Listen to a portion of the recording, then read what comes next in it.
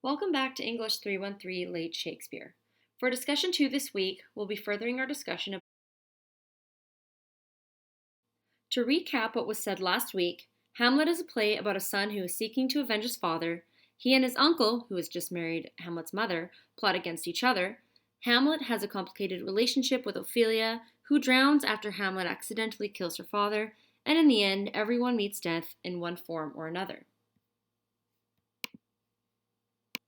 Last week, we looked at Claudius's character and his behavior during the mousetrap performance.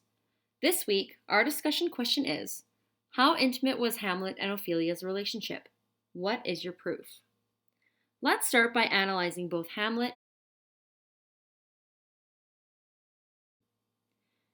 Hamlet as a character is bitter and angry. This is because of his father's death, but also because his mother spent no time waiting to remarry and to Hamlet's uncle, which was problematic for him. We can see that this creates problems in Hamlet's relationships with women, in particular Ophelia.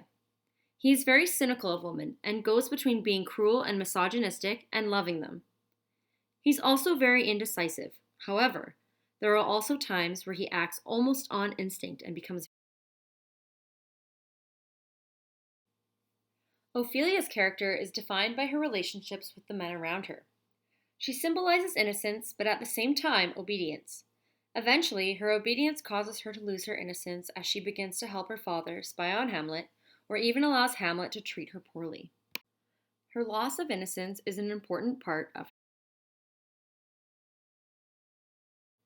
This week's question asks us to challenge Ophelia's innocence by getting us to analyze whether or not Ophelia and Hamlet slept together out of wedlock. There are 3 reasons that I personally believe suggests that they did. The first is from Act 1, Scene 3, when Laertes says, "For Hamlet and the trifling of his favor, hold it a fashion and a toy in blood, a violet in the youth of primy nature, forward, not permanent, sweet, not lasting, the perfume and suppliance of a minute, no more." This part of the scene is where Polonius and Laertes suggest that all Hamlet wants from Ophelia is sex. Ophelia, during this part of the play, seems to be quite naive and gives Hamlet the benefit of the doubt. The second hint comes from Hamlet's treatment of Ophelia and the specific language he uses. For example, in Act 3, Scene 1, Hamlet says, "Get thee to a nunnery, go, farewell, or if thou wilt needs marry a fool. Wise men know well enough what monsters you make of them. To a nunnery, go, and quickly too, farewell." A nunnery is another word for a brothel. He's speaking suggestively and begs one to question if he would feel comfortable speaking that way if they hadn't slept together.